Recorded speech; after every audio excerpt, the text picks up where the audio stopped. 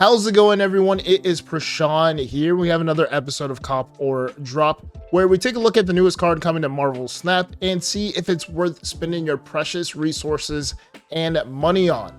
And let's go right into it. We have a brand new season, which means we have a brand new season pass card. We have an X-Men season, which is pretty much my favorite thing ever, and Marvel is mutants. I collect every mutant title there is when I go to the comic shop on Wednesdays. We have Esme Cuckoo. She is a 3/4 and she's an on reveal card that reads, copy a card from your deck into your hand, set its cost to 3 and its power to 4, which I think is pretty cool. So we'll talk about this card a little bit. We'll look at some comparable cards in Marvel Snap. We'll look at some synergies, we'll look at some counters, and we'll look at a day one deck that I think might be pretty good and get you to infinite. So let's go right into it. So looking at Esme, you immediately think Silver Surfer, the fact that she's a 3 cost and that she copies a card from your deck into your hand that is a 3 cost. You would think that Silver Surfer works well with this in general, but there's also some other nuances too with this card. I think that is pretty cool. The fact that you could pull a card from your deck into your hand that you might not even see in the game because it's buried down below and it's the last card and you won't be able to see it, or you're able to dupe a card that is pretty powerful itself, right? So you're able to maybe pull a Silver Surfer and then pull another Silver Surfer. That way you have huge turn 6s and just swings you and wins you games. But if you're not interested in this card, or you're still not sold on this card, let's look at some comparable cards that are in Marvel Snap already that I think fit this mold, sorta. It's just that this is like a hybrid or something that's on its own. So let's look at some of the comparable cards. These are some of the comparable cards that are already in Marvel Snap. So if you're not really sold on Esme, you can take a look at these cards and see where the future might lie for her. So we have Phastos, we have Agent Venom, and we also have Pixie.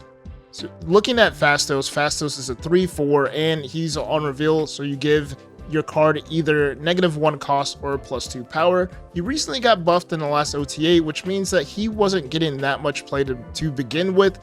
It seems like a pretty good card on paper, but when you actually play this in the game, it's not a good feeling because if you get him too late, there's no point, and you rather play something else on curve on 3 anyways. And then next here we have Agent Venom, season pass card a few seasons ago. This card was pretty much OP. The fact that before it got nerfed, it set every card's power to 4 within your deck was insane. This card was almost unbeatable at the time, but now it sets all of your cards' power in your deck to 3, which isn't as good. Losing that 1 power all the way around doesn't really swing you the games that you want to. But the fact that this was pretty powerful when this first came out can be another indicator for Esme in the future. And then lastly, we have Pixie here. Pixie is a pretty interesting card here. I think this card is pretty much perfect on curve. The fact that she's a 2/2 and you shuffle all the costs and the power of all of your cards within your deck. And I think that is pretty cool when you look at it on paper, but sometimes it is a feel bad card whenever you get these cards later on in the game. So I don't know if Esme might be in that same realm where you play her on curve, she's good, you play her off curve, she's bad. And I feel that that's a problem that we see a lot in Marvel Snap lately. That's why Agent Carter recently got changed, because being a 4 cost isn't that good unless like you're pretty OP and powerful. So let's look at some of the synergies and then counters. Here are some of the synergies with Esme. These aren't all of them, but these are some that I thought of. And of course, we have Silver Surfer here. This one is pretty much obvious because she's a 3 cost and the card that she generates is a 3 cost. And then next here, we have Iron Man. I think this could be pretty spicy. Anytime you could get Iron Man down to a 3/4, which is insane. Anytime he's on the board, he's automatically an 8. That's pretty cool. And then next we have Sarah. Sarah becomes a 3/4. She loses 1 power, but if you could play her on turn 4 instead of playing her on turn 5, that is always a plus and can do some pretty crazy stuff to win you games. And then next we have Victoria Hand here. If you just want to play a deck that's not Surfer and you want to generate cards in your hand. Any card that's generated in your hand, Victoria hand gives them +2 whenever they're played out on the board. And then next here we have Gore. I think Gore is an excellent target for Esme. Anytime you could turn a 6 -1 into a 3/4, can pretty much win you a lane. This is crazy, especially if you have Mystique too. You can play Gore and Mystique, final turn, game 1. And then next here is Mobius. And Mobius, this is a good synergy, especially if you hit something that you didn't want to hit. I think some spicy targets too could be a card like the Hood. A Hood could be a 1/4 if you have Mobius out, which is pretty awesome too.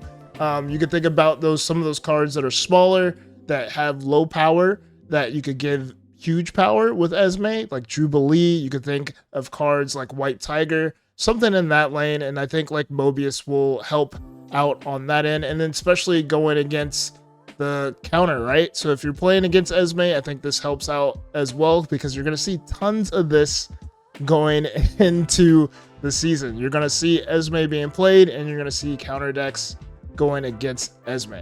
And speaking of counters, let's talk about some of the counters.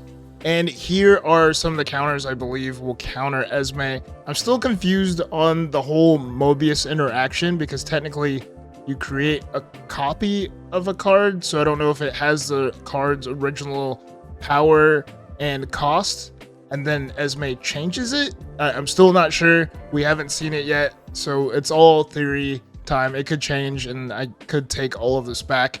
And then we have Gorgon. Gorgon's gonna add 1+ power, which might not hurt you when you're trying to play this card on curve anyways, because you'll play Esme on 3, and then Gorgon's just gonna make that 3 cost a 4, so it might not affect you. But if you play a card, or if you play a deck that's heavily reliable on cards that are generated and within your hand, then Gorgon might be a little bit of a problem. And you have to be on the lookout for cards too, like Ronin. I think Ronin can be out there too, especially since you're creating so many cards in your hand, or you're trying to create cards in your hand.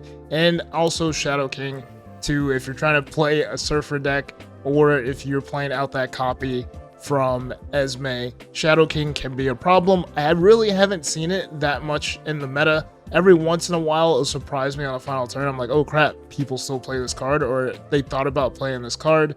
And then of course you have to think about like cards like Cosmo and stuff too, because she is on reveal. Cosmo can stop her. So that is pretty much it for all the counters. So let's go to the day 1 deck. So here is the deck. We have Psylocke, Ironheart, Mystique, Mr. Fantastic, Brood, Magic, Silver Surfer, Esme, Sebastian Shaw, Iron Man, Sarah, and Gore. When you first look at this deck, obviously this is something that you're going to go towards the end game, not the beginning game. And this is more of a setup, that way you can have a powerful play at the end, because there's no 1-drop, so you're not playing anything on 1. Typically you're not playing Psylocke on 2. Psylocke can be changed for something else if you want to change, but you're going to try to play Esme on 3. And if you can't play Esme on 3, you're going to play Magic on 3 or 4 if you can. That way you can make sure the game is prolonged. And typically you want to have Sarah as your target for Esme, or Gore or Iron Man. And then also we have Mystique to copy your Sarah, to copy your Iron Man, to copy your Gore.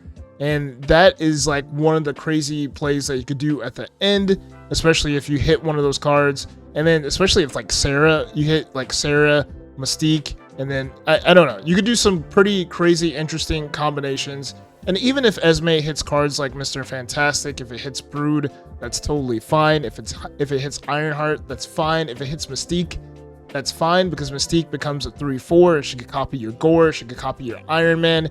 There's so many different combinations you could do with this deck, and I feel like this could be pretty powerful and surprising to win you those 4 cubes, those 8 cubes from your opponent, because they have no clue on the barrage of power that you have going on. You just have to watch out for like Enchantresses, Rogues, Shadow Kings, stuff like that. Even Thanos decks where they can change your Limbo into another location on turn 6. You just have to look out for that. But overall, I think this deck is pretty good. I think this will be pretty powerful. I'm definitely going to play this on day 1 to see if I can try to get it infinite with this deck.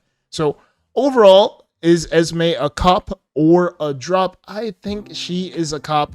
I think anytime you have a card like this, especially season pass cards, have value as far as rewards and all that stuff anyways. So I always, like, I'm definitely going to get it.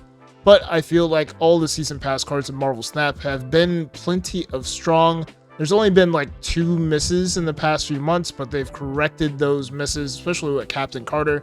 They fixed her whole like issue of like curve, right? So they definitely fixed the curve issue. I tried to get that in my head, the name Curve, right? So she's a 3 cost instead of a 4. I'm just rambling. I'm so sorry. So let me know down in the comments, is she a cop for you? Is she a drop for you? Do you like these types of videos? Because I'm definitely gonna do more. Till next time, be safe, keep on snapping, and peace.